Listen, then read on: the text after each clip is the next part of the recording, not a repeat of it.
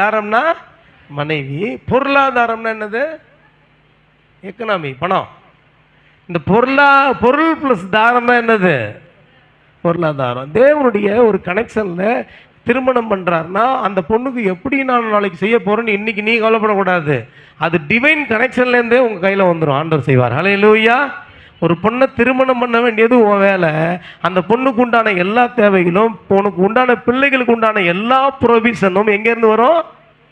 தேவனிடத்துலேருந்து வரும். அது டிவைன்லேருந்தே வரும். நிறைய பேர் நிறைய முடி நரைச்சதுக்கு காரணம் என்ன தெரியுமா? செட்டில் ஆகிட்டு கல்யாணம் பண்ணுறான்னா. ஒன்றும் ஆக முடியும். வாழ்க்கையில் செட்டில்னு ஒன்று கிடையவே கிடையாது. செட்டில் ஆகிட்டு கல்யாணம் பண்ணுறேன்னா உன்னுடைய எண்ணம் சுயநலமான எண்ணம்னு அர்த்தம். சொல்லுங்கள், சுயநலமான எண்ணத்தில் இருக்கிறவங்க என்ன பண்ணுவாங்க? செட்டில் ஆகிட்டு கல்யாணம் பண்ணுற. இது ஒரு டிமிக்கி. ஒன்றும் செட்டில் ஆகிருக்காது. நீ எத்தனை கோடி ரூபா சம்பாதிச்சிருவ? நீ செட்டில்னு எதை சொல்கிற? அவங்க குடும்பத்திலே ஒரு 5 பேரை எடுத்துக்கிறது. இதில் நான் கொஞ்சம் பணக்காரனாக இருந்தால் இந்த பணம் வர்ற வரைக்கும் செட்டில்டா. அம்பானின்னு ஒருத்தர் உட்காந்துக்கிறாரு, எலன் மஸ்க்னு ஒருத்தர் இருக்கிறாரு. கூகுளில் 1 மணி நேரத்துக்கு 5 லட்ச ரூபா. இப்போ உலகமே ஸ்தம்பித்து நிற்குது அவன் பண்ணுற கூத்துல. அவன் உலக பணக்காரன். அவனை செகண்டுக்கு பல கோடி ரூபாய் வருது அவனுக்கு வருமானம். எத்தனை? ஒரு செகண்டுக்கு. அப்போ அவனோட கம்பேர் பண்ண நீ செட்டிலே கடைசி வரைக்கும் ஆக முடியாது. அப்போ செட்டில்னு சொல்கிறது என்னன்னா, இவன் மனசில் ஒரு ஆளை வச்சு நான் செட்டில் ஆகிக்கிறேன்.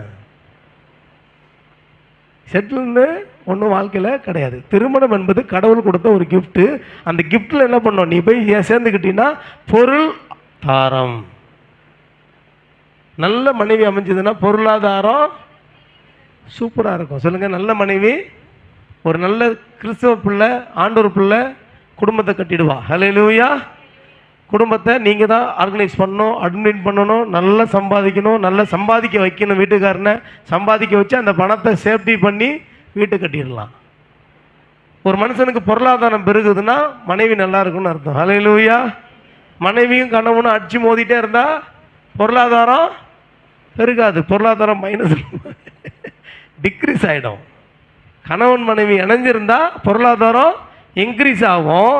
அதான் ரொம்ப ஆண்டவர் ஈஸியாக சொல்லிட்டார். தனக்குத்தானே பிரிஞ்சிருக்கிற எந்த குடும்பமும் நிலைன்னு இருக்காது. சிம்பிளாக சொல்கிறேனே, ஒரு கணவன் மனைவி 2 பேரும் ஒரே மைண்ட் செட்டில் இருக்கணும். அப்போ தான் பிள்ளைகள் நல்ல மைண்ட் செட்டில் வளருவாங்க. அப்பா ஒரு பக்கம், ஆத்தா ஒரு பக்கம், பிள்ளைங்க ஒரு பக்கம் நின்னாங்கன்னா அவங்க லைஃபு நல்லா இருக்காது. சிங்கிள் மைண்ட் செட்டில் இருக்கணும். கணவன் என்ன யோசிக்கிறாரோ அதை மனைவி அங்கீகரிக்க வேண்டும். மனைவியின் ஆலோசனையை கணவன் கேட்க வேண்டும். இப்படி இருந்தால் பிள்ளைகள் அசுத்தமாக இருக்க மாட்டாங்க, பிள்ளைகள் சுத்தமாக இருப்பார்கள். அதான் பைபிள் சொல்லிட்டு, அவிசுவாசியான புருஷன்